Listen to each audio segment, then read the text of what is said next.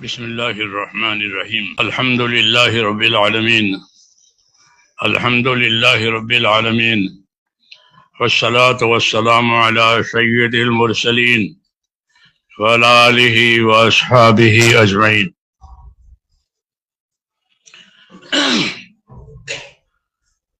بزرگوں اور پیارے بھائیوں،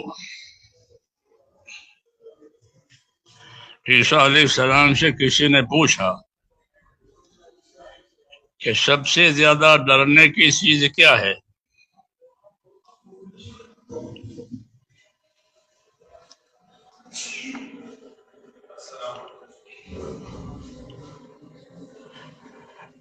فرمایا اللہ کا ناراض ہونا۔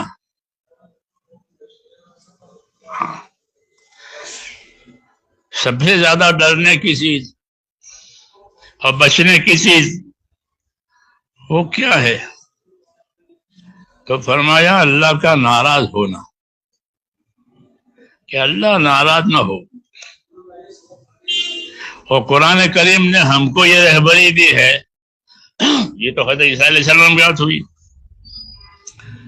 قرآن کریم نے ہم کو یہ رہبری دی ہے کہ وَرِضْوَانٌ مِّنَ اللَّهِ اکبر، کہ اللہ کا راضی ہو جانا یہ سب سے بڑی بات ہے، کہ اللہ راضی ہو گئے، کہ یہ سب سے بڑی بات ہے۔ وَرِضْوَانٌ مِّنَ اللَّهِ اکبر، کہ اللہ راضی ہو گئے کہ سب سے بڑی بات ہو گئی۔ یہ دو پہلو ہے، کہ اللہ ناراض نہ ہو اور اللہ راضی رہے۔ تو اللہ کسی سے راضی رہے گا؟ تو ہم کو بتایا کہ ہم نے آپ کو یعنی امت کو پسند کر کے دین دیا ہے۔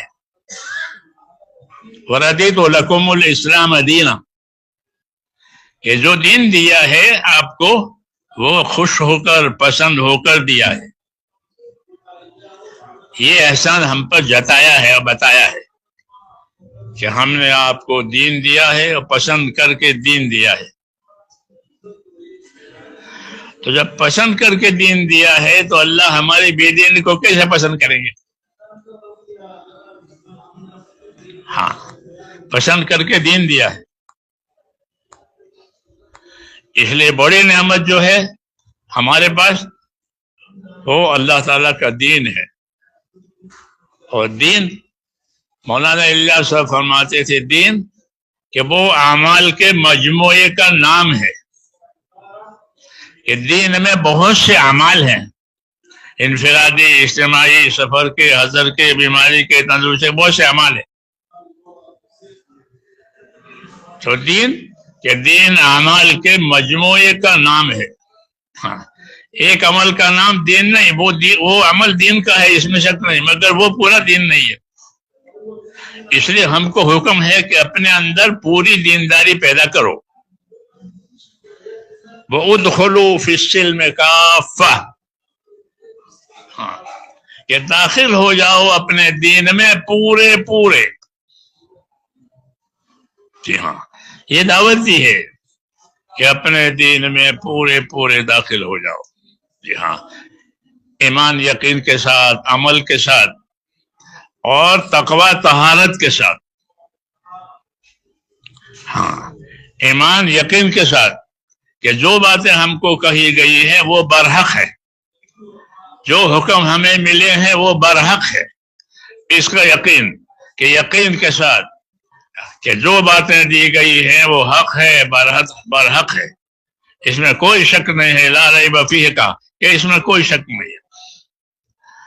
تو یقین کے ساتھ، اور دوسرا کہ اس کے عمل کے ساتھ، ہاں، کہ اندر کا یقین، اوپر کا عمل، یہ دونوں چیزیں ہیں۔ اور پھر ان میں یہ دیکھا جائے گا کہ ان میں جناب رسول اللہ صلی اللہ علیہ وسلم نے ہم کو کیا طریقہ دیا ہے عملوں میں۔ ہاں، عملوں میں کیا طریقے دیے ہیں، یہ ہم کو دیکھنا ہے۔ ہاں، کہ اس کی وجہ سے وہ دین بنے گا۔ تو ہم میرے دوستو اپنے دین کے ذمہ دار ہیں، یقین کے لحاظ سے، کہ اپنے دین کے حق ہونے کا یقین اور اس میں کامیابی کا یقین، اور دوسری بات کہ پھر اپنے عمل سے اس کے جو تقاضے ہیں وہ تقاضے زندگیوں میں پورے ہو جائے۔ تو ہمارے ذمے دو تقاضے ہیں۔ ایک تقاضا ہے ہمارے ذمے استقامت کا تقاضا ہے کہ اپنے دین پر استقامت کے ساتھ اور پابندی کے ساتھ رہو۔ یہ حکم ہے نبی کو بھی، یہ حکم ہے ہم کو بھی۔ نبی کو بھی حکم ہے کہ آپ استقامت اور پابندی کے ساتھ اپنی ذمہ داری پر رہیں۔ فاستقم کما امرت ومن تاب معک، کہ آپ پابندی کے ساتھ رہیں اور جو آپ پر ایمان لائے ہیں وہ بھی پابندی کے ساتھ آئے۔ تو ایک حکم ہماری طرف استقامت اور پابندی کا ہے۔ اگر استقامت اور پابندی ہوئی تو دین کی شکل بنے گی، استقامت اور پابندی نہیں رہی تو پھر دین کھیل ہو جائے گا۔ ہوا نہیں ہوا، کیا نہیں کیا، یہ کھیلاری جی چاہے تو کھیلے اور جی نہ چاہے تو نہ کھیلے۔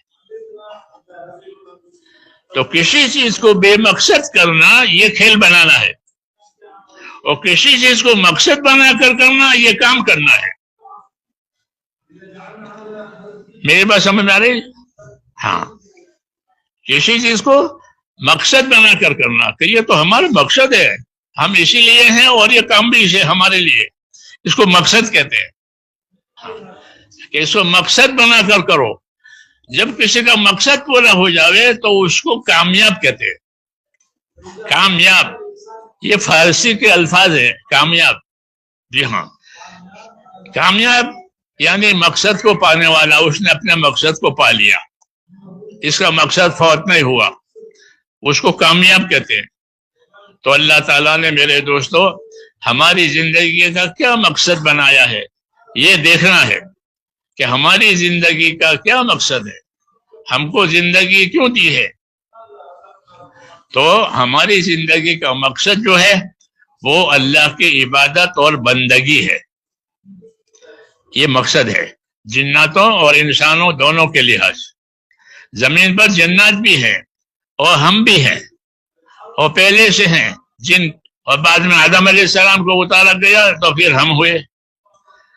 تو یہ دونوں ذمہ دار ہیں، ایک انسان اور ایک جن، یہ دو قومیں ہیں، یہ دو نسلیں ہیں، یہ ذمہ دار ہیں اللہ تعالیٰ کے حکموں کے۔ اور اللہ تعالیٰ اپنے نبیوں کو انہی کے پاس بھیجتے تھے تاکہ ان کی رہبری ہو جاوے۔ ہاں، زمانے کے لحاظ سے، ان کے استعداد کے لحاظ سے ان کی رہبری کرتے تھے نبی آ کر کے۔ ہاں، جو استعداد ان کے اندر بڑھتی تھی ان کو ذمہ داریاں بڑھا دی جاتی تھی۔ آخر میں یہ امت آئی، اس امت کے اندر ہر طرح کی استعداد ہے۔ ہاں، گویا جوانی کو عمر پہنچ گئی، جی ہاں، کہ ہر ذمہ داری کو، ہر بوجھ کو یہ عمر اٹھا لیتی ہے۔ ایسے ہی امت کہ یہ اپنی ذمہ داری کو پہنچ گئی، اور اس امت میں اللہ تعالیٰ نے بڑے بڑے کمالات رکھے ہیں۔ اس امت میں بڑے بڑے کمالات رکھے ہیں، بڑی بڑی خوبیاں رکھی ہیں۔ حضور صلی اللہ علیہ وسلم فرماتے ہیں الناس معادن کمعادن الذهب والفضة، کہ لوگ اپنی جگہ اتنے قیمتی ہیں جیسے سونے چاندی کی کانیں ہوتی ہے۔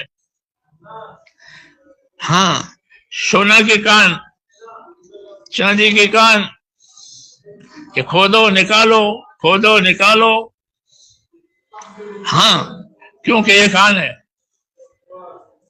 ایسے ہی لوگ جو ہیں وہ سونے چاندی کے کانوں کی طرح قیمتی ہیں۔ اللہ نے ان کو بے فائدہ نہیں پیدا کیا ہے، ہاں، بلکہ ان کے اندر بڑی بڑی صلاحیتیں رکھی ہیں۔ ہاں، بڑی بڑی صلاحیتیں رکھی ہیں۔ ہاں، ان صلاحیتوں کا صحیح لگنا یہ ضروری ہے۔ اگر ان صلاحیتوں کو صحیح نہیں لگایا تو یہ صلاحیتیں ضائع ہوگی اور برباد ہوگی، اور ان کی بربادی کے یہ ذمہ دار ہوں گے۔ حدیث میں ہے کہ ہر بچہ اسلام کی فطرت پر پیدا ہوتا ہے، چاہے کسی کے گھر میں بھی پیدا ہو، کسی کے گھر میں پیدا ہو، یہودی کے گھر میں، نصرانی کے گھر میں، مسلم کے گھر میں، لیکن ہر بچہ اسلام کی فطرت پر پیدا ہوتا ہے. پھر اس کو باہر کی ہوا بگاڑتی ہے، اس کے ماں باپ اس کو بگاڑتے ہیں، اس کا ماحول اس کو بگاڑتا ہے. اللہ نے اس کو ایسا نہیں پیدا کیا. کیوں؟ کہ اللہ تعالیٰ بندوں سے عبادت چاہتے ہیں، کہ میں نے جناتوں کو، انسانوں کو عبادت کے لیے پیدا کیا ہے. تو جب عبادت کے لیے پیدا کیا ہے تو عبادت کی صلاحیت بھی ہونی چاہیے، نہیں تو عبادت کیسے کریں گے؟ اس لیے فرمایا کہ ہر بچہ اسلام کی فطرت پر پیدا ہوتا ہے، اس کے اندر عبادت کی صلاحیت ہوتی ہے، عبادت کی طاقت ہوتی ہے، لیکن باہر کی ہوا اس کو بگاڑتی ہے. جب باہر کی ہوا بگاڑ دیتی ہے تو اللہ تعالیٰ نے اس کا یہ سلسلہ قائم کیا کہ باہر کی ہوا کے مقابلے میں اللہ تعالیٰ نبی بھیجتے تھے. چنانچہ آدم علیہ السلام کے بعد پہلا نبی جو دعوت لے کر آیا ہے وہ نوح علیہ السلام ہے، کیونکہ لوگوں نے فضا بگاڑی تھی اور لوگ شرک میں پڑ گئے تھے، مختلف قسم کی چیزوں کی عبادت کرتے تھے. ہاں، اپنے بزرگوں کی صورتیں بنا کر اس کی عبادت کرتے تھے. جی ہاں، اس کے لیے نوح علیہ السلام آئے اور ان سے کہا کہ ایک اللہ کی عبادت کرو، دوسرے کوئی اللہ نہیں، ایک اللہ ہے، اس کی عبادت کرو. تو ان کو شرک میں سے نکال کر کے توحید کی دعوت دی تھی نوح علیہ السلام نے، اور ان کی دعوت لمبی چلی زمانے تک. اسی طرح ہر زمانے میں حق تعالیٰ شانہ نے یہ کیا ہے کہ جب جب کوئی چیز ان کے اندر پیدا ہو جاتی ہے کہ جس سے اللہ ناراض ہے تو اس کے لیے رسول بھیجتے تھے. آخر میں جناب رسول اللہ صلی اللہ علیہ وسلم کو بھیجا. ہاں، اور آپ کو اس طریقے سے بھیجا ہے کہ دنیا کی تمام قوموں کے لیے، تمام انسانوں کے لیے آپ نبی ہیں. ہاں، سب کے لیے یہ حجت ہے اللہ تعالیٰ کی کہ ہم نے دعوت کے لیے اور تعلیم کے لیے اپنا نبی بھیج دیا تھا. ہاں، لیکن خاص طور سے اس سے نفع اٹھانے والے، کہ اس سے نفع اٹھانے والے جو ہے وہ مسلمان ہوں گے.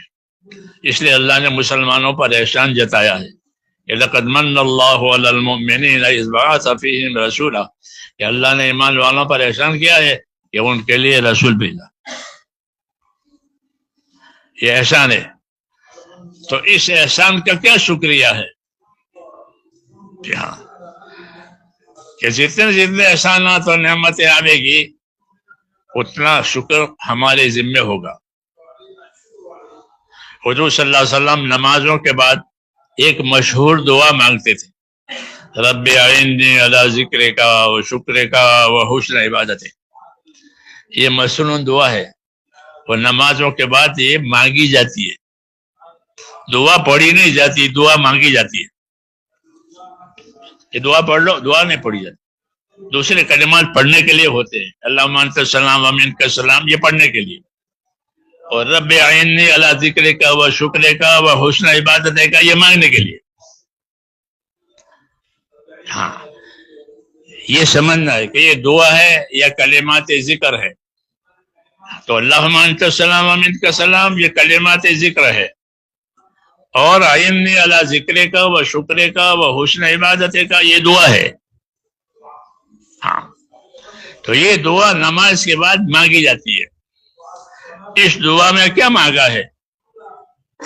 یہ مانگا ہے کہ رب اعنی علی ذکر کا و شکر کا و حسن عبادت. اے اللہ میری مدد فرما، میری مدد فرما، میرا ہاتھ بٹا. کوئی کام کرنا ہو تو میرا ہاتھ بٹاؤ. اے اللہ میری مدد فرما. کہ کیا مدد مانگتا ہے؟ کہ میں مدد مانگتا ہوں تیرے ذکر کرنے پر، اور تیرے شکر کرنے پر، اور تیری اچھی عبادت کرنے پر. یہ تین باتیں اس دعا میں، یہ تین باتیں مانگی ہے. اللہ ذکر کا و شکر کا و حسن عبادت کا. کہ میری مدد کر تیرے ذکر کرنے پر. ذکر کرنے سے کیا مراد ہے؟ تو آدمی کی طرف اور بندوں کی طرف اللہ کی طرف سے دو چیزیں آتی ہے. ایک نعمتیں آتی ہے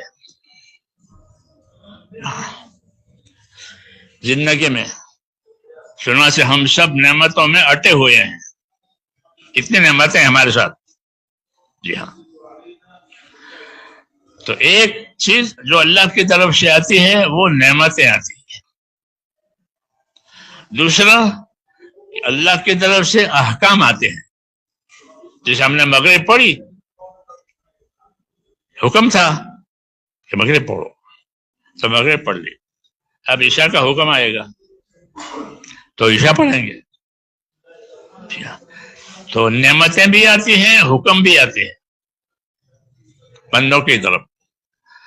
دونوں کے لحاظ سے یہ دعا مانگی ہے، اعنی علی ذکر کا و شکر کا و حسن عبادت، کہ میری مدد کر تیرا ذکر کرنے پر، کہ میں تیرا ذاکر بنوں، غافل نہ بنوں.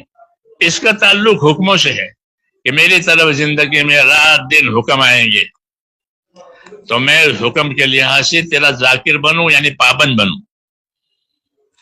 دوسری چیز میرے پاس آئے گی، تیری نعمتیں آئے گی. ہاں، کھانا پینا، بیوی بچے، کیا نہیں ہے. جی ہاں. تو دوسری چیز میرے پاس تیری نعمتیں آئے گی. تو نعمتوں کے جواب میں کیا کروں؟ کہ نعمتوں کے جواب میں شکر کروں. ذکر شکر دو چیزیں اللہ سے مانگی ہے. اعنی علی ذکر کا و شکر کا، کہ حکم آوے تو میں ذاکر بنوں، پابند بنوں. نعمت آوے تو میں شاکر بنوں، نہ شکر نہ بنوں. نعمتوں میں اسراف کرنے والا نہ بنوں. نعمتوں میں اسراف کرنا کہ ضرورت سے زیادہ نعمتیں خرچ ہو جاوے، یہ منع ہے. نعمتوں میں بخل کرنا، بخیل بننا، یہ بھی منع ہے کہ نعمتوں میں بخیل نہ بنو. اگر جو حقوق واجب ہیں اللہ کے، اس میں کوئی بخیل بنتا ہے تو اس کا بخیل بننا حرام ہے. جیسے زکوٰۃ دینا ہے، تو زکوٰۃ جب بڑی رقم ہوگی تو بڑی زکوٰۃ ہوگی. ہاں، اب اس کا دل بھیجے گا، اس کا دل بھیجے گا، کیونکہ آدمی کا نفس مال سے محبت کرتا ہے کہ اتنی بڑی رقم زکوٰۃ میں جائے گی. ہاں، یہ سکھایا ہے کہ نعمت آوے تو شکر کرو کہ تم کو اللہ تعالیٰ نے مال کی نعمت دی تھی، اس مال کی نعمت میں شاکر بنو، ناشکر نہ بنو. ناشکر یہ بننا بھی ہوتا ہے کہ نعمت کو حقیر سمجھے، اور ناشکر یہ بھی ہوتا ہے کہ نعمت میں حق ادا نہ کرے. جیسے قارون کو مال دیا، جی ہاں، تو وہ مال کا ہو گیا، اللہ کا نہیں رہا. وہ مال کا ہو گیا، یہ مال میرا ہے، میں نے کمایا ہے، میں نے کہا ہے، اس میں اللہ کا کوئی حق نہیں ہے.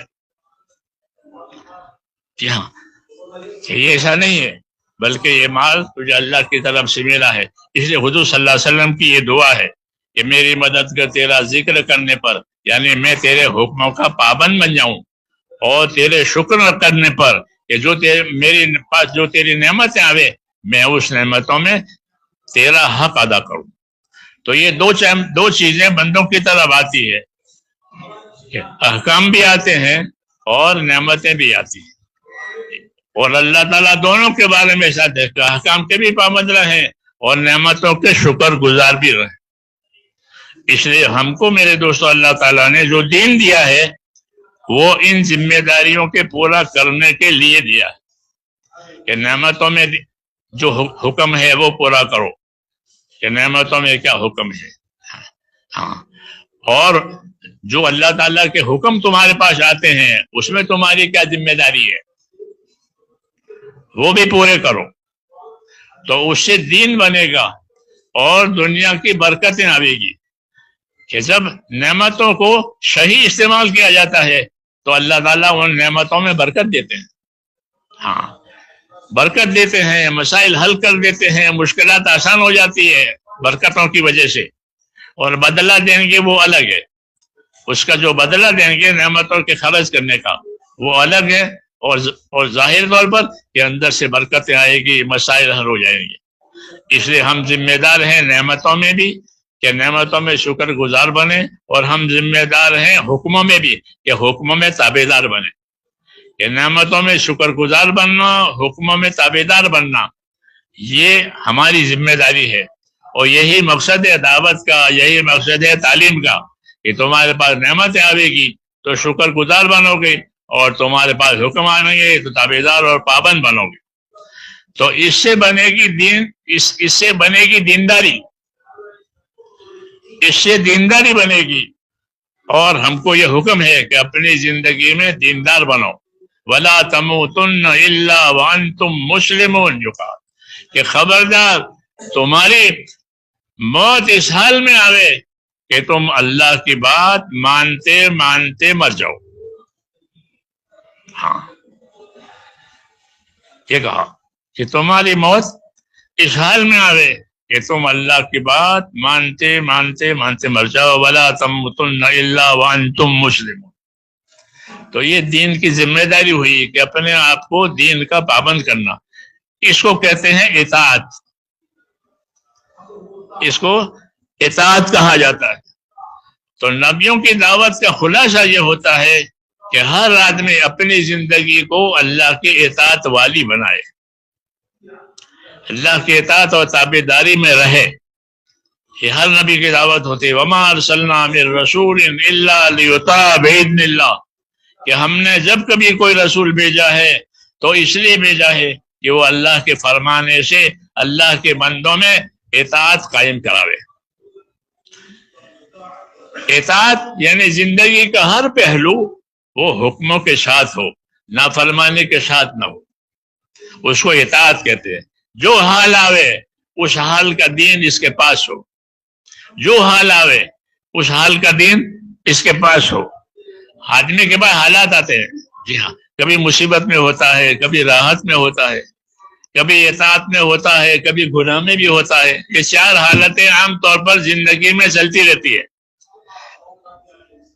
چار حالتیں زندگی میں چلتی رہتی ہیں۔ کبھی وہ راحت میں ہوتا ہے، کوئی بیماری نہیں، کوئی پریشانی نہیں، اور کبھی مصیبت میں ہوتا ہے، کوئی مصیبت آ گئی ہے، اور کبھی وہ اللہ کے اطاعت اور پابند اور اس کی تابعداری میں ہوتا ہے، اور کبھی گناہ میں بھی ہوتا ہے۔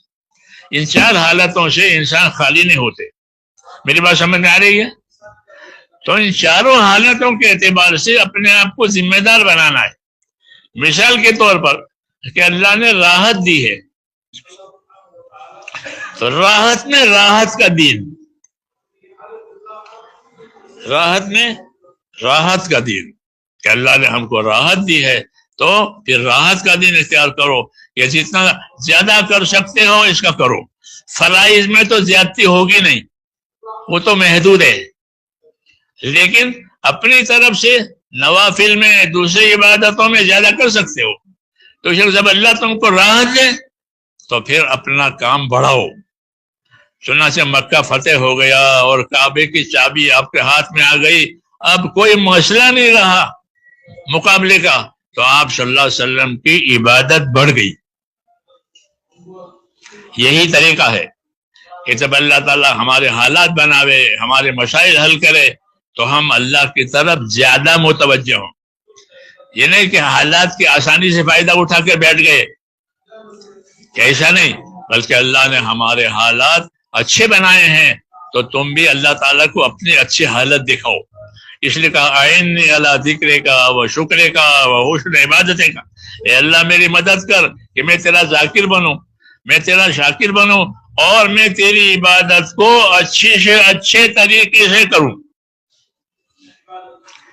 یہ زندگی کی ذمہ داری سمجھائیے، حالات کی وجہ سے، کہ زندگی میں حالات بھی آئیں گے، اور حالات کی وجہ سے کیا کیا کرنا ہے، تو یہ کرنا ہے کہ حالات آئیں کہ اپنے آپ کو ذاکر بھی بناؤ، اپنے آپ کو شاکر بھی بناؤ، اور اچھے سے اچھی عبادت کرو۔ اگر اللہ نے حالات اچھے کر دیے اور حالات میں ناگواری ہے تو کہ حالات میں ناگواری ہے، تو پھر اس کے بعد اس کے اندر اللہ تعالیٰ نے ان کو صبر کرنے کا حکم دیا ہے کہ اس پر صبر کرے اور اپنے اوپر قابو کرے، کہ اللہ نے یہ حال تھوڑی دیر کے، کوئی بیمار ہو گیا، تنہا ہو گیا، تو یہ حالات آتے ہیں۔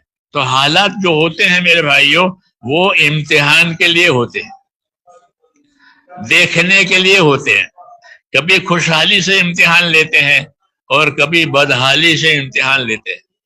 جی ہاں، وَبَلَوْنَاهُمْ بِالْحَسَنَاتِ وَالسَّيِّئَاتِ، کہ ہم نے ان کو آزمایا ہے ناگوار حالات میں بھی، اور ہم نے ان کو آزمایا ہے اچھے حالات میں بھی۔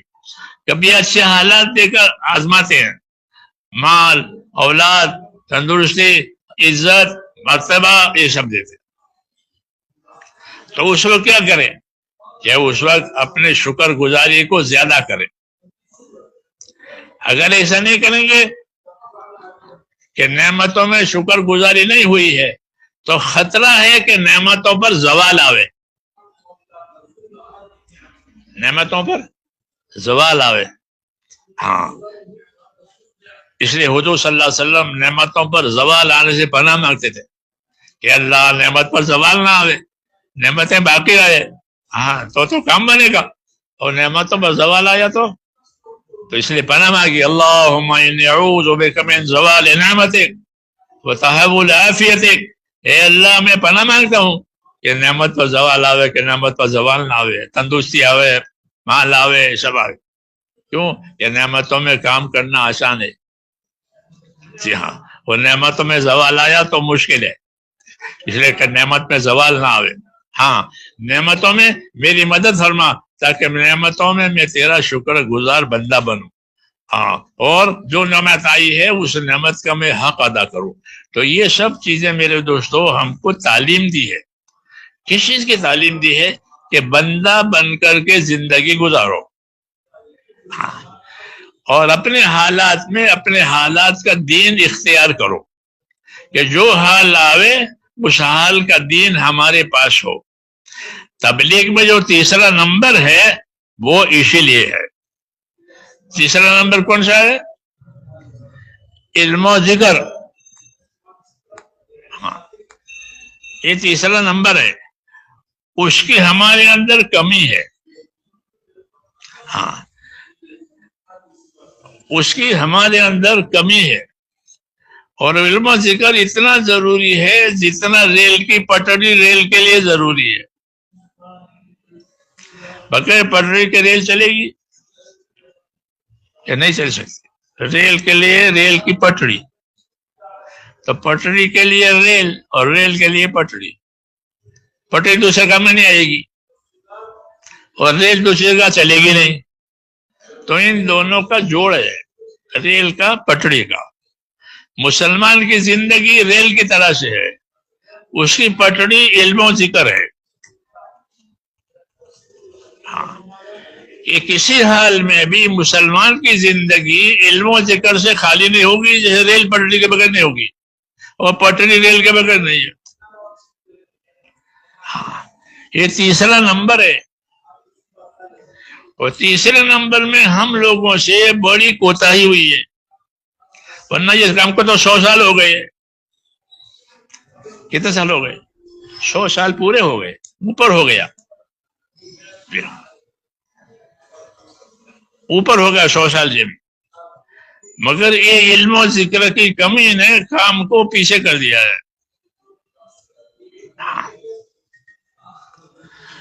اس لیے اسے توبہ کرنی ہے کہ ہم نے علم و ذکر کی طرف دھیان نہیں دیا، نقل و حرکت کو کافی سمجھا، حالانکہ نقل و حرکت علم و ذکر کو بڑھانے کے لیے ہے۔ ہاں، نقل و حرکت تو الف با تا ہے، تو الف با تا پڑھ کے آگے بڑھنا ہے یا خالی الف با میں رہنا ہے؟ بولو۔ مولانا الیاس صاحب فرماتے تھے کہ ہمارے ہاں نقل و حرکت جو ہے وہ تو الف با تا ہے، کیونکہ نقل و حرکت سے جہالت دور نہیں ہوگی۔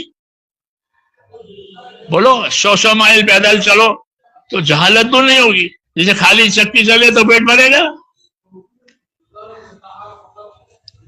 پیٹ بھرے گا؟ نہیں بھرے گا۔ پیٹ کب بھرے گا؟ جب ادھر دانے ہو ادھر آٹا نکلے گا. کہ دانے اندر ڈالو اور چکی چلاؤ، آٹا آپ یا باہر آئے گا، چاروں طرف گرے گا. ہاں، اور آٹا نہیں ہے تو چکی چلے گی اور خالی ہوگا، پیٹ تو بھوکا رہے گا. کیونکہ چکی کو دانے نہیں ملے تو پیٹ کو آٹا نہیں ملا. تو ہماری دعوت میں حرکت بھی ہے علم و ذکر کے ساتھ. سمجھ میں آئی نا بات؟ ہماری دعوت میں حرکت ہے، پھرو، نکلو. تو نکلنے کے لیے نہیں ہے، بلکہ نکلنا جو ہے علم و ذکر کو حرکت دینے کے لیے ہے. ہاں، اس لیے نقل و حرکت اچھی تھی کہ علم لیتے بھی رہو، علم دیتے بھی رہو. کہ علم کس سے لو گے؟ کہ جن کے پاس ہے اس سے علم لو، اور جن کے پاس نہیں ہے اس کو علم دو.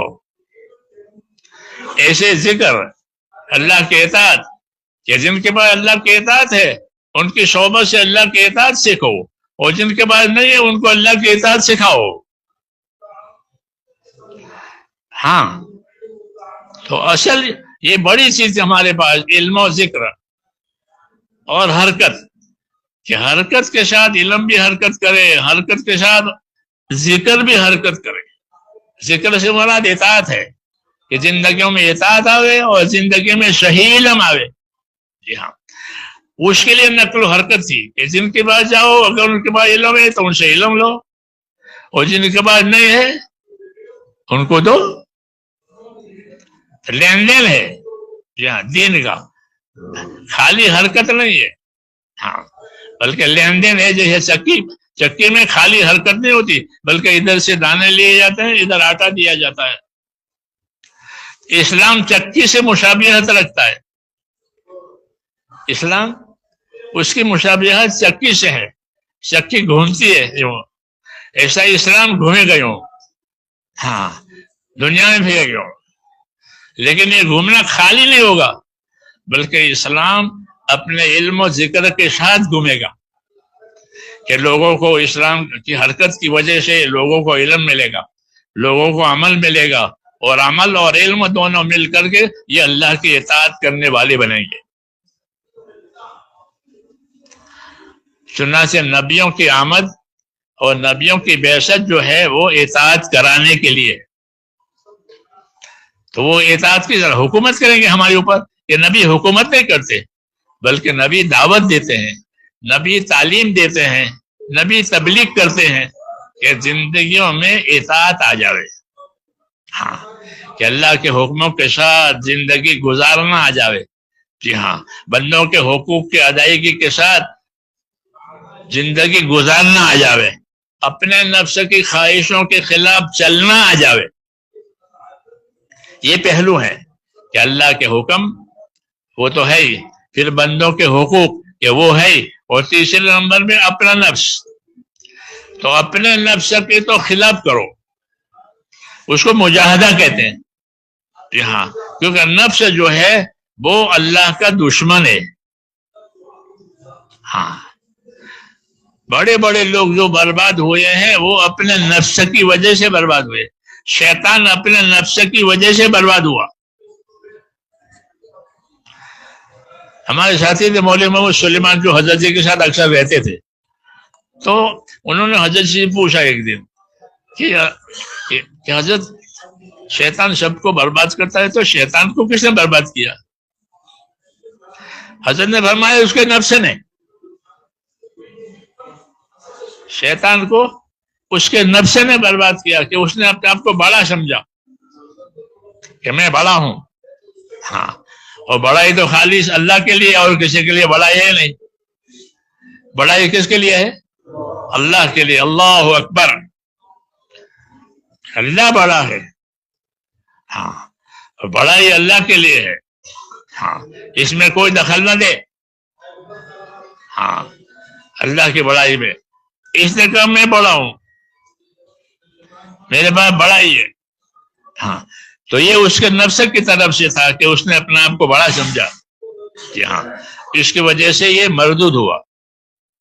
اس لیے نبیوں نے اس کے مقابلے میں بندہ بن کر کے زندگی گزارنے کی دعوت دی ہے کہ بندہ بن کر کے زندگی گزارو.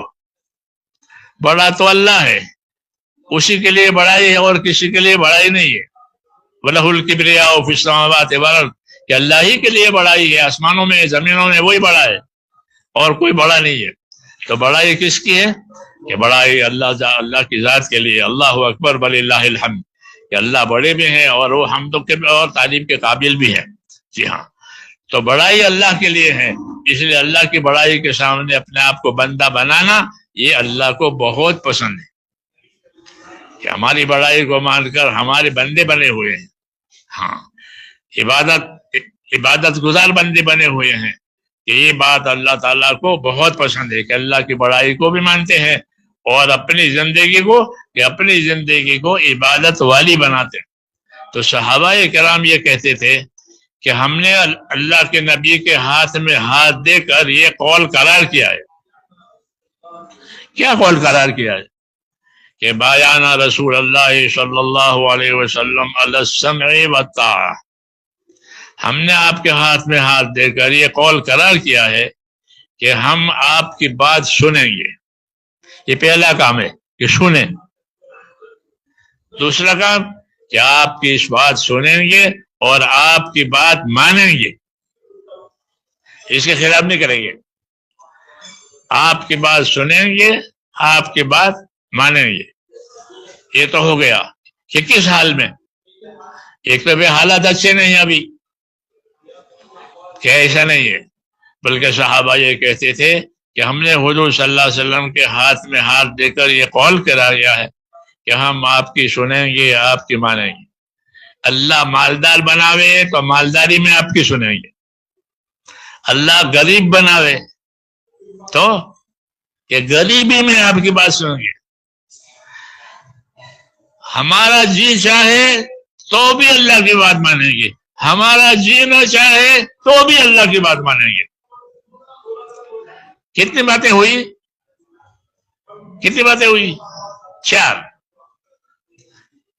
چار ہوئی. یا ہمارے ساتھ ہو یا غائب ہو؟ ہاں، ہمارے ساتھ ہو نا. ہاں، تو چار ہوئی. ہاں، کہ اللہ کی بات سنیں گے اور مانیں گے، جی چاہے تو اور نہ چاہے تو. اللہ غریب بناوے تو، اللہ مالدار بناوے تو. حالات کا ہم پر اثر نہیں پڑے گا، ہم اطاعت کریں گے غریبی میں، مالداری میں، حرام. چار باتیں. پانچویں بات کہ کوئی ہم کو پوچھے تو، کوئی ہم کو نہ پوچھے تو. یہ مشکل ہے کہ ہم کو پوچھا نہیں، ہم سے مشورہ نہیں کیا، اسی طرح. تو یہ بھی نکال دیا، کانٹا بھی نکال دیا کہ ہم سے کیوں نہیں پوچھا، ہم سے کوئی مشورہ نہیں کیا، خود کر لیتے ہو، پوچھتے نہیں ہو. یہ کچھ نہیں پوچھا ہوگا، موقع نہیں ہوگا، لیکن کام تو صحیح کیا ہے. یہ بس کام صحیح ہو گیا. اچھا، مجھے نہیں پوچھا ہے، اس لیے مجھ اور پوچھ یہ بات کچھ نہیں.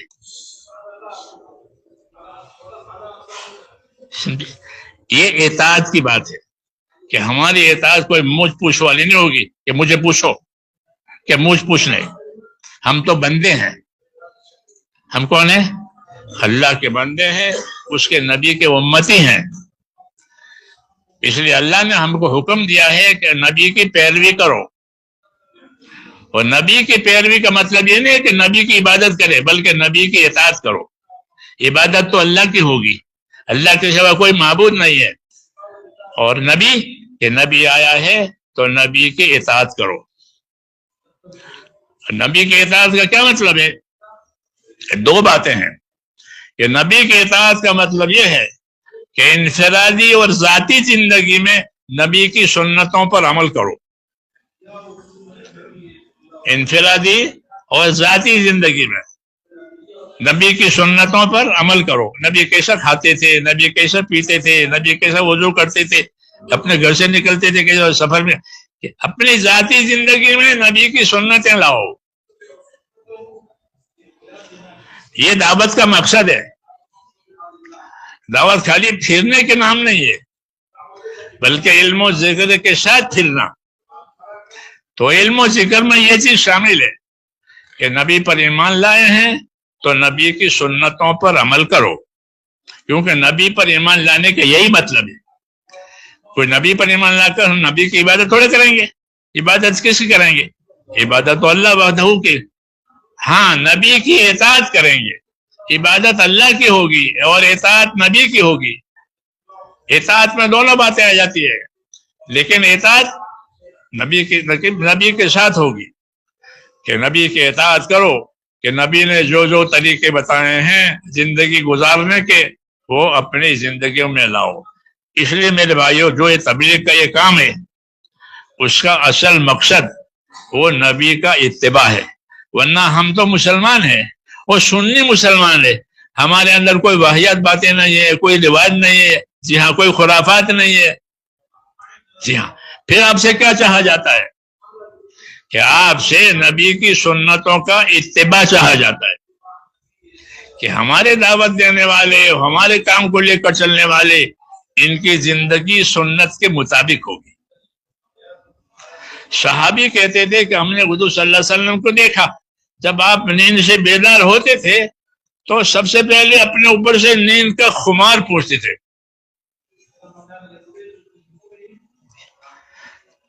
نبی کی سنت دیکھنے کے لیے کہ آپ نیند سے بیدار ہوتے تھے تو کیا کرتے تھے کہ اپنے اوپر سے نیند کا خمار پوچھتے تھے.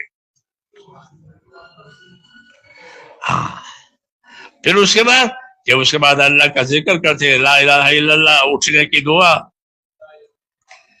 نیند سے اٹھنے کی دعا. یہ مثال ہے کہ ہم کو نبی دیا ہے سنتوں کی پیروی کرنے کے لیے. اس لیے ہماری انفرادی زندگی جو ہے وہ سنتوں والی کہ اس وقت یہ سنت ہے، اس وقت یہ سنت ہے، اس وقت یہ سنت ہے. یہ علم و ذکر کا مطلب ہے. میں کوئی باہر کی بات نہیں کر رہا ہوں. تیسرا نمبر ہے، لیکن تیسرا نمبر کو بیچارے کو بیچ دیا ہے، اس کو کھولا نہیں ہے. اس کو کھولنے کی ضرورت ہے. اگر تیسرا نمبر کھل جاوے علم و ذکر تو ہماری زندگی میں وہ سنتوں کے نقشے آوے. ہاں، لیکن وہ بیچارہ دم ہو گیا. تیسرا نمبر، ایک ہی نمبر رہ گیا، چھٹا پھرو. تو وہ پھرنا صحیح ہے مگر ناقص ہے. پھرنا غلط نہیں ہے کیونکہ امت کو حضور نے حرکت دی ہے. حضور صلی اللہ علیہ وسلم نے امت کو حرکت دی ہے پہلے دن سے. حرکت دینے کا کیا مطلب ہے کہ جو آدمی اسلام قبول کرتا تھا اس کو بھیجتے تھے کہ تم کس قبیلے کے ہو، کہ فلاں، کہ وہاں جاؤ اپنے قبیلے میں، اور یہ بات جو تم نے قبول کی ہے اس کو بھی ان کو بھی بتاؤ. تو قبیلے والے کو قبیلے میں بھیجتے تھے. حرکت، کوئی آدمی کسی قوم کا آدمی آیا کہ جس میں بہت سے قبائل ہیں تو اس کو اپنے قوم میں بھیجتے تھے کہ اس بات کو لے کر اپنے قوم میں جاؤ اور اپنے قوم کو سمجھاؤ کہ میں نے یہ چیز قبول کی ہے اور تم بھی قبول کرو اور اس کے یہ فائدے ہیں، یہ فائدے ہیں. تو پہلے دن سے حضور صلی اللہ علیہ وسلم نے اپنی امت کو حرکت دی ہے. یہ حرکت کہ دین لے کر کے، دین کی دعوت لے کر کے، علم و ذکر لے کر کے پھرو، اور لوگوں کے پاس جو چیز نہیں ہے وہ ان کو دو. ہاں، تو دو باتیں ہوگی. بعض لوگ مان لیں گے، آپ کا احسان مانیں گے، اور بعض لوگ مخالفت کریں گے. دایاں بایاں ہر جگہ ہوتا ہے. دایاں بایاں ہر جگہ ہوتا ہے. تو تم کیا کرو گے اگر کوئی نہ مانے تو؟ کہ نہ مانے تو ہمارے پاس زبردستی نہیں ہے، اس سے الجھنا لڑنا نہیں ہے. ہاں، سمجھانا ہے. مولانا یوسف صاحب فرماتے تھے کہ اپنی بات سمجھانے میں کمی نہ کرو. سمجھاؤ لوگوں کو، ایک پہلو سے، دوسرے پہلو سے. جی ہاں، برتاؤ سے سمجھاؤ، فضائل سے سمجھاؤ، اخلاق سے سمجھاؤ کہ سمجھانے میں کمی نہ کرو. ہاں کہ ان کو سمجھاؤ، نفع نقصان بتاؤ. اس لیے ہم کو ایک تو فضائل کا علم دیا ہے سمجھانے کے لیے، اپنے آپ کو بھی سمجھانے کے لیے اور لوگوں کو سمجھانے کے لیے. فضائل کا علم دیا ہے کہ لوگوں کو کیا سمجھاؤ گے؟ کہ فضائل سمجھاؤ. ہاں اخبار نویسوں کی طرح اپنی باتیں مت پھیلاؤ. اخبار نویس ان کی کالموں میں اپنی باتیں ہوتی ہے ان کے دماغ کی، وہ نہیں. تم نبی کی بات اور اللہ کی بات بتاؤ، فضائل کی بات بتاؤ. ہاں مولانا صاحب رحمۃ اللہ علیہ فرماتے تھے کہ فضائل کا علم مقدم ہے مسائل کے علم پر. ایک تو مسائل کا علم ہوتا ہے جو مفتی حضرات مسائل بتاتے ہیں، وہ بھی حق ہے، لیکن فرمایا فضائل مقدم ہے کہ فضیلت سمجھے گا تو مسئلہ پوچھے گا، فضیلت نہیں سمجھے گا تو کیوں مسئلہ پوچھے گا؟ اپنا فائدہ سمجھے گا تو مسئلہ پوچھے گا. ورنہ لوگوں کی عادت اب اس زمانے میں مسئلہ پوچھنے کی نہیں رہی ہے کہ اس کی کیا فضیلت ہے اور اس کے عمل کرنے کا کیا طریقہ. ہاں کوئی جھگڑا ہو گیا، بیوی کو طلاق پڑ گئی تو مسئلہ پوچھے جائیں گے کہ وہ طلاق ہوئی نہیں ہوئی کیوں. تو یہ قضیے ہیں، یہ قضیے کہلاتے ہیں. یہ قضیوں کی بات نہیں ہے، فضیلت کی بات ہے. اور فضیلت کا مطلب یہ ہے کہ آدمی اپنی ذات کو، اپنے مال کو استعمال کرے تو اس کو نفع حاصل کرنے کا کیا طریقہ ہے کہ اگر تم اس طریقے سے کرو گے تو تمہاری جان مال کے استعمال کرنے پر تمہیں یہ ملے گا، یہ ملے گا، یہ ملے گا. کہ کسی مسلمان سے خندہ پیشانی سے ملو، کسی مسلمان سے اپنے بھائی سے ملو تو کہ خندہ پیشانی سے ملو، تو کیا ملے گا کہ تم خندہ پیشانی سے مسلمان سے ملو گے تو تم کو صدقے کا ثواب ملے گا. جیسے صدقہ دیا ہو اس کو تو ثواب ملے نہیں ملے، تو خندہ پیشانی سے ملے ہیں تو یہ تو بھی ثواب ملے. یہ فضیلت کی بات مثال دی میں نے کہ تبسم کا فی وجہ اخی کا لک صدقۃ، کہ تیرا اپنے بھائی سے خندہ پیشانی سے ملنا یہ تیرے لیے صدقہ ہے بغیر مال کے. یہ فضائل کہلاتے ہیں کہ آدمی کی حرکت پر، آدمی کے عمل پر اللہ کیا دینے والے ہیں وہ اس کو خبر نہیں ہے. جی ہاں، اسے نبی بتاتے ہیں کہ تیری حرکتوں پر، تیرے عملوں پر اللہ یہ دیں گے. اس کو فضائل کہتے ہیں. تو امت میں فضائل کا علم لانا یہ مقدم ہے. جب وہ فضیلت جانیں گے تو مسائل پوچھیں گے. اس لیے فضائل کے علم کو مقدم کیا ہے. اور حضور صلی اللہ علیہ وسلم نے فضائل کو بہت تفصیل سے سمجھایا ہے. دیکھو نماز تو خالی نماز کی فضیلت نہیں بتائی ہے کہ تم ایک نماز بعد جماعت پڑھو گے اور جماعت کے ساتھ پڑھو گے 27 درجہ ہوگی، اور 5 نماز پڑھنے کا ثواب 50 نمازوں کے برابر ہے. جو 50 نمازیں تمہارے پر ڈالی تھی تو وہ ختم نہیں ہوئی، ثواب کے لحاظ سے وہ قائم ہے کہ پڑھو گے 5 اور ملیں گے 50، وہ سب قائم ہے. اس کو فضائل کہتے ہیں. ہاں تو وہ فضائل قائم ہے، لیکن امت کے پاس اب فضائل کا علم رہا نہیں، اس لیے انہوں نے سرے سے عملی چھوڑ لی. ہاں کہ نہیں، جس طرح کوئی چیز خرچ کرو گے تو اس کا نتیجہ آئے گا، اس طرح اپنی ذات کو کسی عمل پر خرچ کرو گے تو تمہیں اس کی فضیلت ملے گی. ہاں عبادت میں بھی، معاملات میں بھی، لین دین میں بھی، ہاں سب چیزوں میں، کہ مسلمان کو سب چیزوں میں ثواب ملتا ہے. تو فضائل، تو اس لیے حضرت فرماتے تھے کہ فضائل کا علم مقدم ہے مسائل کے علم پر.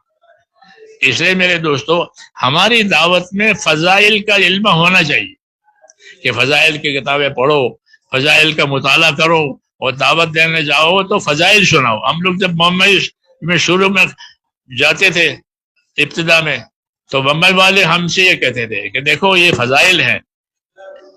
ہم کو کام سمجھاتے تھے وہ، کیونکہ ہم کو کام بمبئی سے ملا ہے ہمارے ضلع کو. جی ہاں، تو ہم سمجھا دیکھو یہ فضائل ہے، اور فضائل کا استعمال کیسے کرو گے؟ فضائل سے فائدہ کیسے اٹھاؤ گے؟ کہ فضائل سے فائدہ ایسے اٹھاؤ گے، ایک تو فضائل کی کتابیں حلقوں میں پڑھو، جیسے پڑھتے ہیں کہ فضائل کی کتابیں حلقوں میں پڑھو، گھروں میں، مسجدوں میں، سفروں میں، حلقوں میں پڑھو۔ دوسرا کہ اکیلے اکیلے بھی فضائل دیکھو، جیسے لوگ موبائل دیکھتے ہیں آج کل اکیلے اکیلے، یہ بلا ہے۔ جی ہاں، کہ اکیلے اکیلے بھی فضائل کی کتابیں پڑھو تو تمہارا دل متاثر ہوگا فضائل سے، کہ حضور یہ خبر دے رہے ہیں کہ یہ ملے گا، یہ ملے گا، یہ عذاب ہوگا، یہ وعید ہوگا۔ فضائل میں دونوں چیز آتی ہے، عذاب ثواب۔ کہ اکیلے اکیلے پڑھو تو کیا ہوگا کہ دل میں تاثر پیدا ہوگا، کبھی رغبت کا کبھی خوف کا، اور یہ دونوں ضروری ہے بندگی کے لیے، کہ آدمی میں رغبت بھی ہو، خوف بھی ہو۔ کہ رغبت کس چیز کی؟ کہ اللہ کی رحمت کی، اللہ کے ثواب کی، اور خوف کس چیز کا؟ کہ اللہ کی پکڑ، اللہ کا عذاب۔ یہ تاثر ہے، کہ یہ تاثر پیدا کرنے کے لیے اللہ تعالیٰ نے فضائل دیے۔ تو ہم سے کہتے تھے کہ فضائل کی کتابوں کو تنہا تنہا بھی پڑھو، اور مجمع میں بھی سناؤ، حلقوں میں بھی پڑھو۔ اور تیسرا کہ دعوت دینے کے لیے جاؤ تو جو فضائل تم نے پڑھے ہیں وہ لوگوں کو سناؤ، کہ دیکھو بھائی تم مسجد میں چلو گے نا تو تمہارے ایک ایک قدم پر ایک نیکی لکھی جائے گی، ایک درجہ بلند ہوگا، ایک خطا معاف ہوگی چلنے میں۔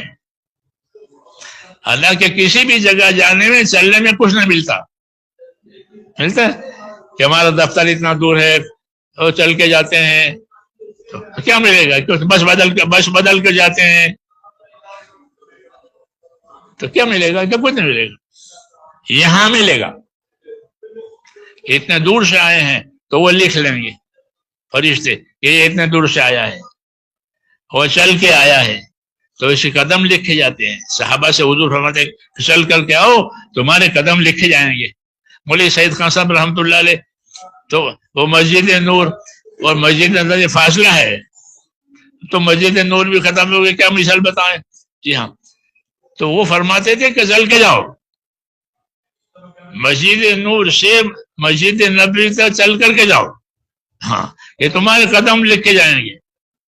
اور جب حج کو گئے تو فرمایا کہ پیدل حج کرو، مکے سے تم کو پیدل چلایا تھا، ہاں کیوں؟ کہ تمہارے قدم لکھے جائیں گے۔ ورنہ کسی بھی ادارے میں، کسی بھی شعبے میں، کسی ڈپارٹمنٹ میں یہ قدم لکھے جاتے ہیں کہ تمہیں قدم اتنے دور سے آئے ہو تو تمہاری ذمہ داری آؤ، لیکن یہاں لکھے جائیں گے۔ کیوں؟ کہ اس نے یہ کام کیا ہے اللہ کے حکم کو پورا کرنے کے لیے، یہ پیدل چلا ہے حکم پورا کرنے کے لیے، یہ گرمی میں آیا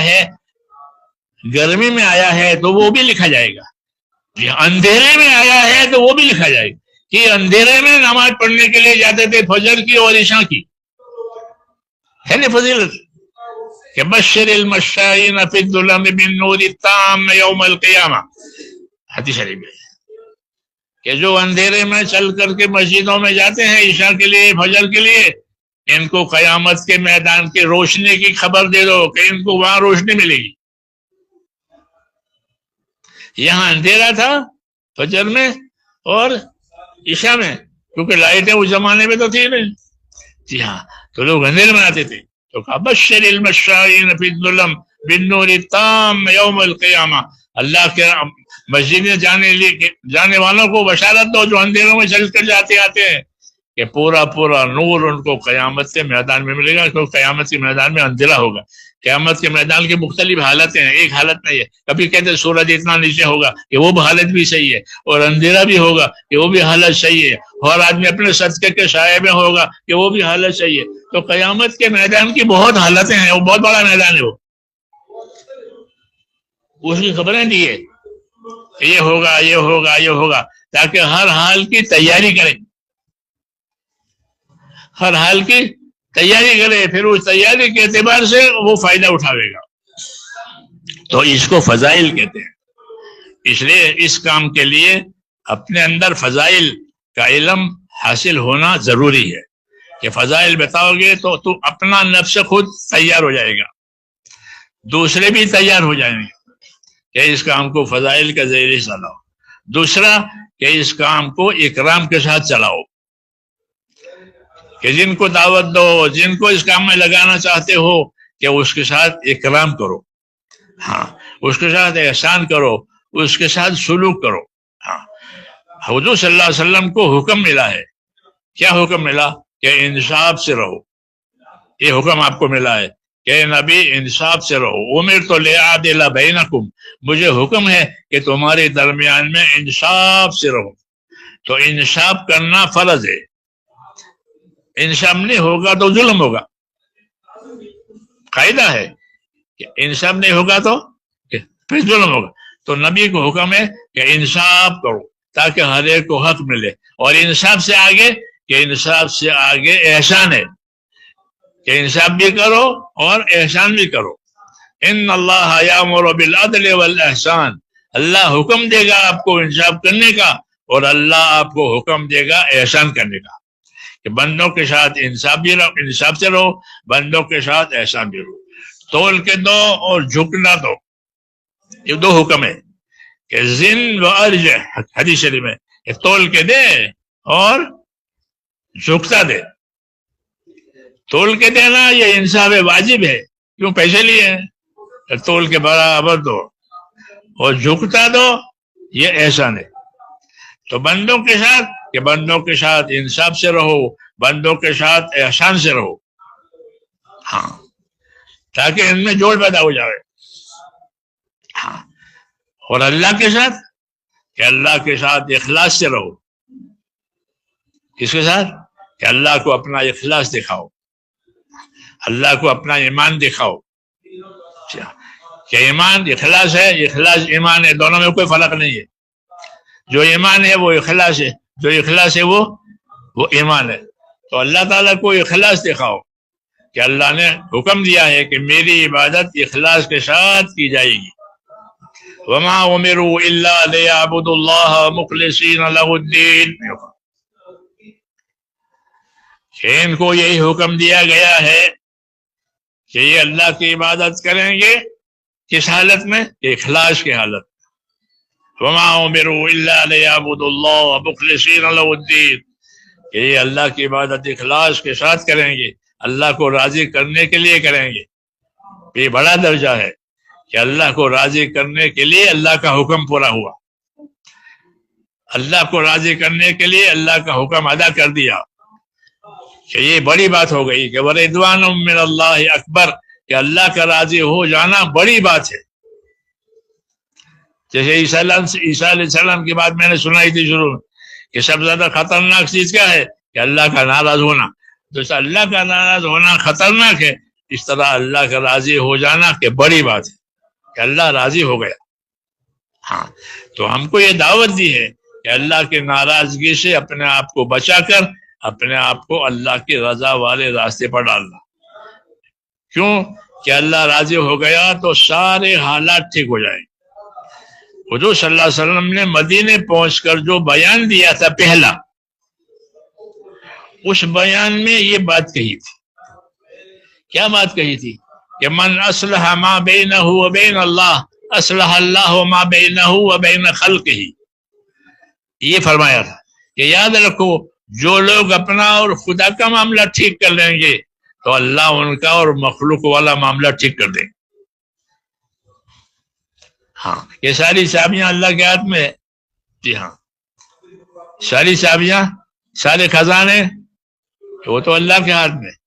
تو فرمایا کہ جو لوگ اپنا اور خدا کا معاملہ ٹھیک کریں گے تو اللہ ان کا اور مخلوق والا معاملہ ٹھیک کریں گے۔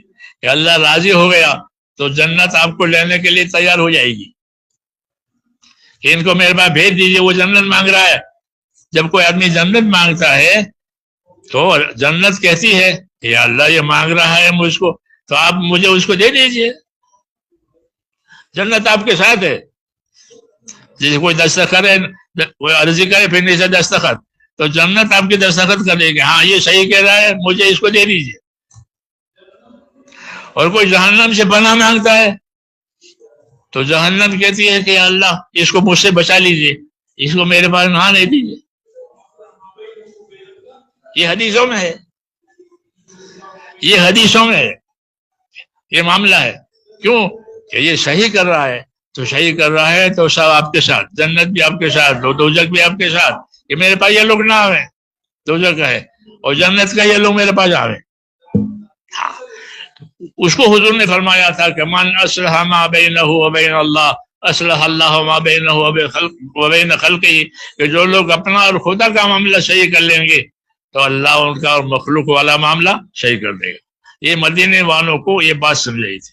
ہاں اور یہ بات ہم کو بھی سمجھنی ہے کہ ہم اپنا معاملہ اللہ تعالیٰ کے ساتھ صحیح رکھیں، پھر کہ سارے حالات صحیح ہو جائیں گے. لوگ حالات سے آج پریشان ہیں، جی ہاں دنیا میں. ہاں تو اس کا علاج بتایا کہ اللہ سے اپنا معاملہ صحیح کرو.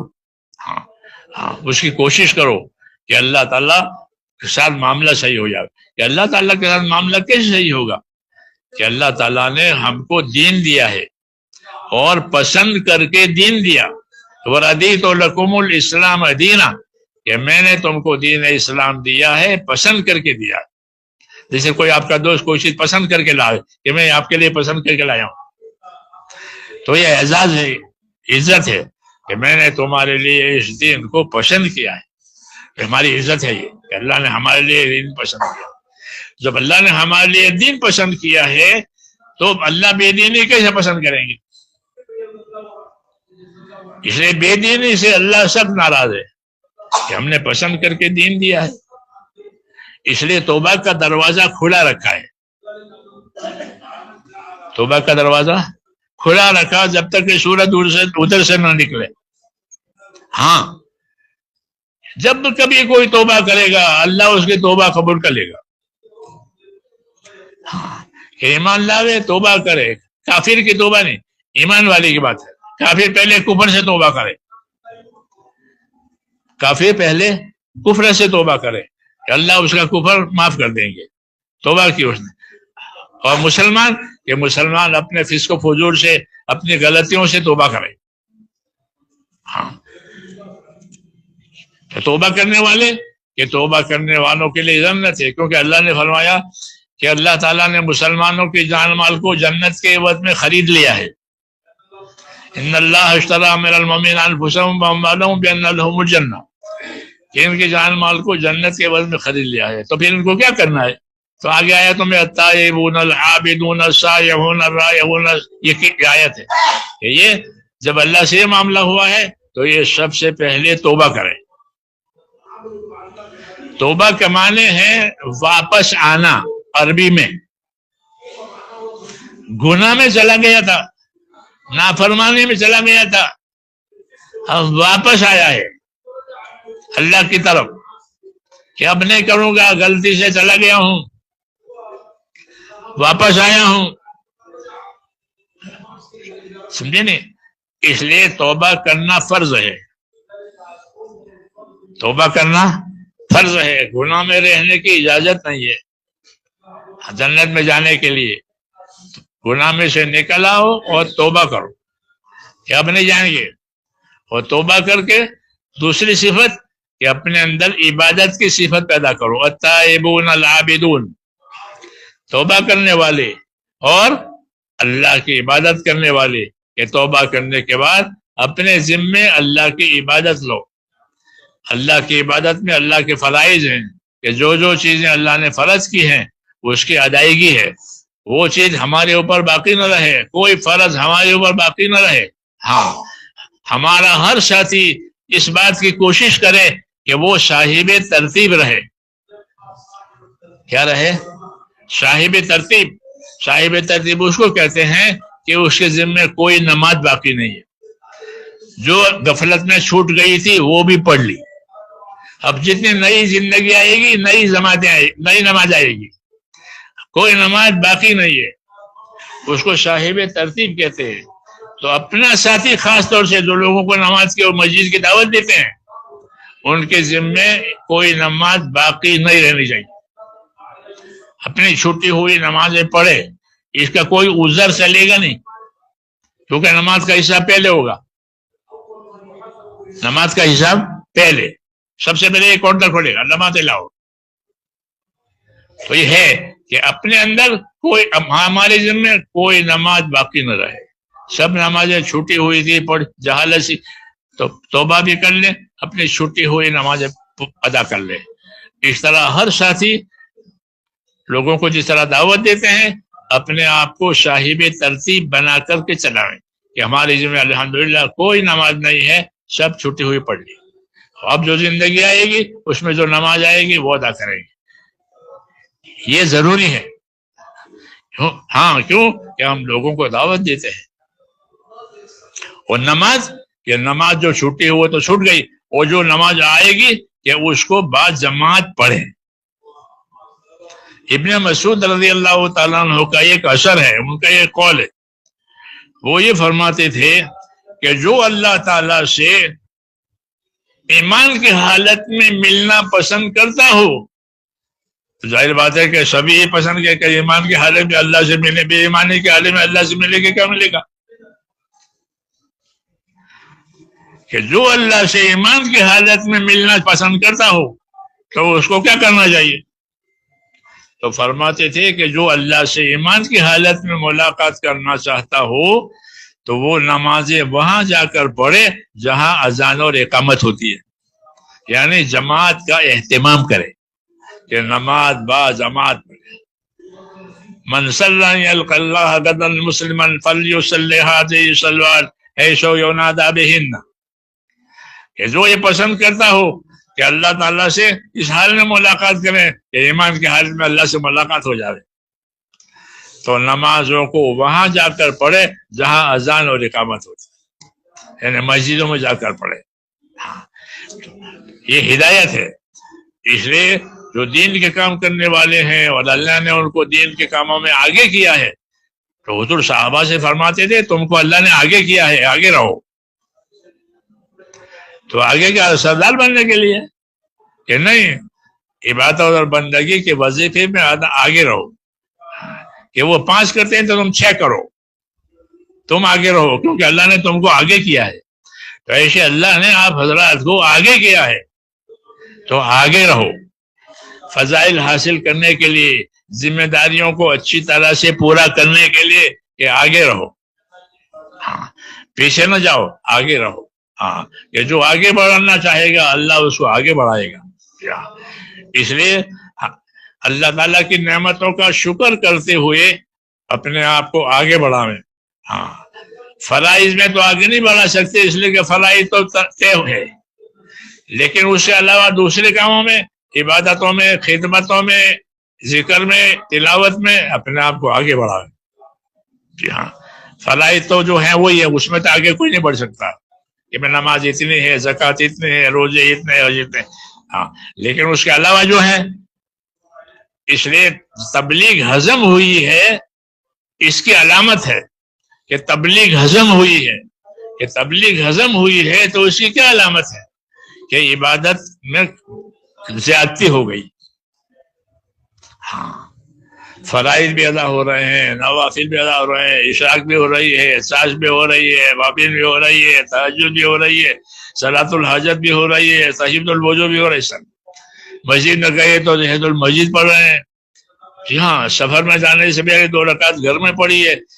ہاں کہ عبادت کی کثرت،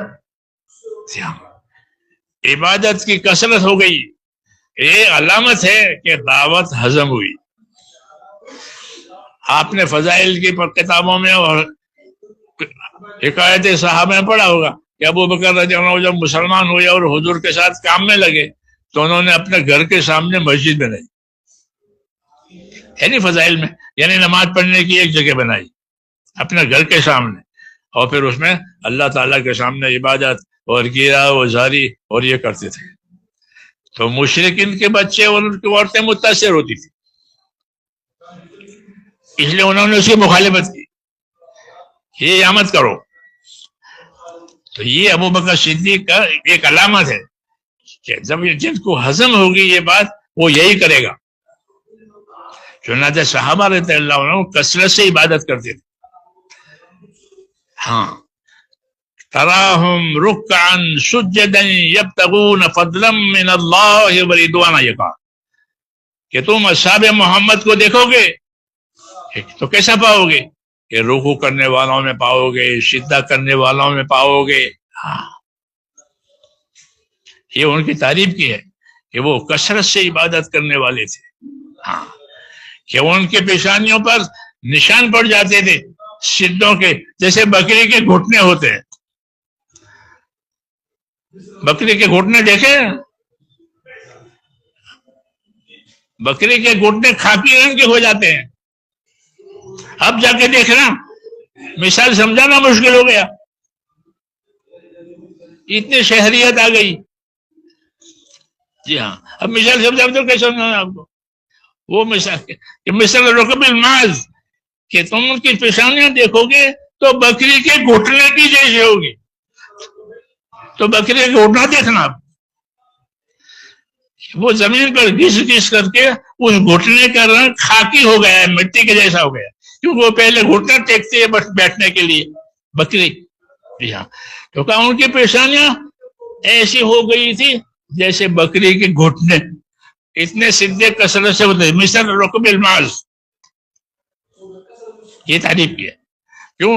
یہ حضرات کثرت سے عبادت کرنے والے تھے. ہاں، نوافل پڑھنے والے. جی ہاں، کہ نوافل میں تو کثرت، فرائض کی تو حد ہے، اس سے ایک رکعت بھی زیادہ نہیں ہو سکتی. تین ہے تو تین، دو ہے تو دو، چار ہے تو چار. لیکن نوافل، کہ نوافل میں کثرت ہے.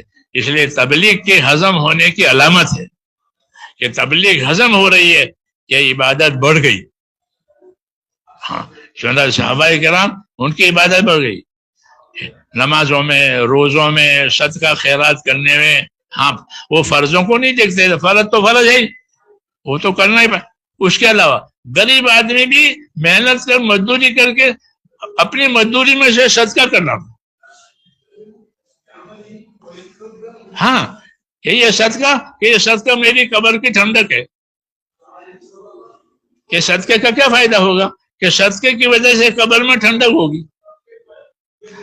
ہر آدمی کا صدقہ قیامت کے میدان میں اس کا سایہ ہوگا، کیوں قیامت میں گرمی ہوگی، سورج قریب ہو جائے گا، تو ٹھنڈک کہاں سے ملے گی؟ کہ ہر آدمی قیامت کے میدان میں اپنے صدقے کے سائے میں ہوگا. جی ہاں، یہ فضائل ہے. جی ہاں، اور فضائل میں ذمہ داری سمجھائی گئی ہے. جی ہاں، کہ اپنے صدقے کی حفاظت کرو. صدقہ فرض بھی ہوتا ہے، صدقہ نفل بھی ہوتا ہے، نماز فرض بھی ہوتی ہے. تو وہ صدقہ بھی کرتے تھے. کیوں؟ یہ دعوت کے اور تبلیغ کی محنت کے ہضم ہونے کی علامت ہے کہ ان کے اعمال صالحہ بڑھ گئے. سمجھ میں آ رہی ہے بات؟ ہاں، یہ علامت ہے کہ اپنے اعمال صالحہ کو بڑھاؤ. ہاں، کیوں؟ کہ جو کرے گا اپنے لیے کرے گا. ہمارے حضرت فرماتے تھے، حضرت شیخ، ایک آدمی نے کہا یہ ہمارے حاجی صاحب ہے، ایسا یہ ہے، ان کی تعریف کہ بھائی جو کرے گا اپنے لیے کرے گا. حاجی صاحب ہے تو اپنے لیے کریں گے. تو یہی بات ہے کہ من عمل صالحا فلنفسہ، کہ جو اچھا کرے گا وہ اپنے لیے کرے گا. کوئی اللہ پر تھوڑا احسان ہے، بلکہ اللہ کا احسان ہے کہ اللہ نے اس کو توفیق دی. اس لیے میرے دوستو، اپنی زندگی استقامت کی بنانی ہے. مجھے کہنا ہے کہ اپنی زندگی انفرادی استقامت کی، کہ ہر عمل پر، ہر خیر پر اپنے آپ کو پابند کریں جتنی اللہ نے طاقت دی ہے. تو انفرادی زندگی کہ وہ استقامت پر، اور اجتماعی زندگی ہماری نصرت پر، کہ ہم مل جل کر اپنے دین کے مددگار بنیں. کونوا انصار اللہ، ایمان والوں کو خطاب ہے، یا ایھا الذین آمنوا کونوا انصار اللہ، اے ایمان والو تم سارے کے سارے اپنے دین کے مددگار بنو، یعنی اپنے دین کو پانی پہنچاؤ. مدد کا مطلب یہ ہوتا ہے کہ پانی تو جل، زمین کو پانی دیا، زمین اپنے خیرات لانے کے لیے تیار ہو جائے گی. ایسے دین کو پانی دو کہ پھر دین کے اعمال اور دین کی چیزیں دنیا میں زندہ ہو جائے گی. اس لیے ہمارے ذمے اپنی ذات سے استقامت، کہ اپنے آپ کو پابند کرے، اور اجتماعی اعتبار سے اپنے دین کی مدد کرنا، کہ دین کے جو تقاضا ہو اس کو اوڑھنا اور اپنے طاقت کے مطابق اس تقاضے کو پورا کرنا. یہ نصرت کہلاتی ہے. وہ یہ دونوں ذمہ داریاں اللہ تعالیٰ نے اس امت پر رکھی ہے کہ اپنے آپ کو پابند بھی کرو اور اپنے دین کے مددگار بھی بنو تاکہ دین آگے بڑھے. اللہ تعالیٰ مجھے بھی توفیق دے، آپ کو بھی.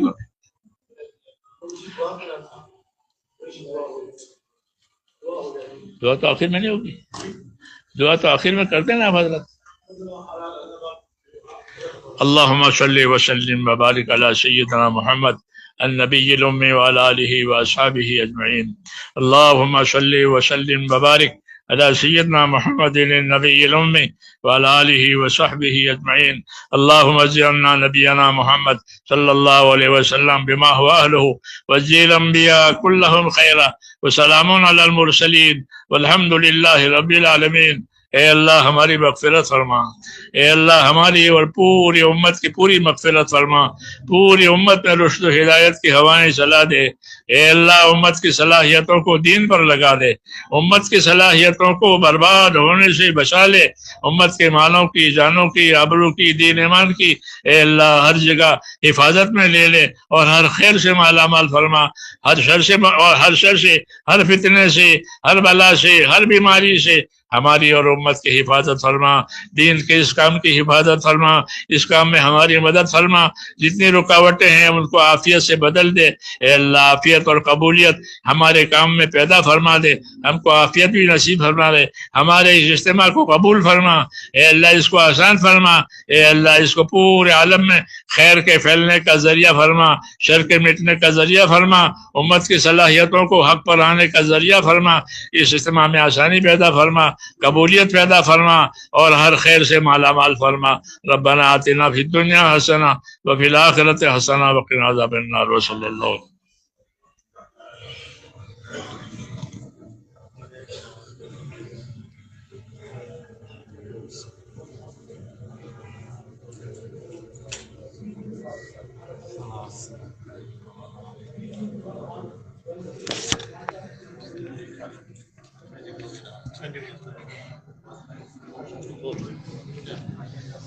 انشاءاللہ 8:40 پہ نماز ہوگی.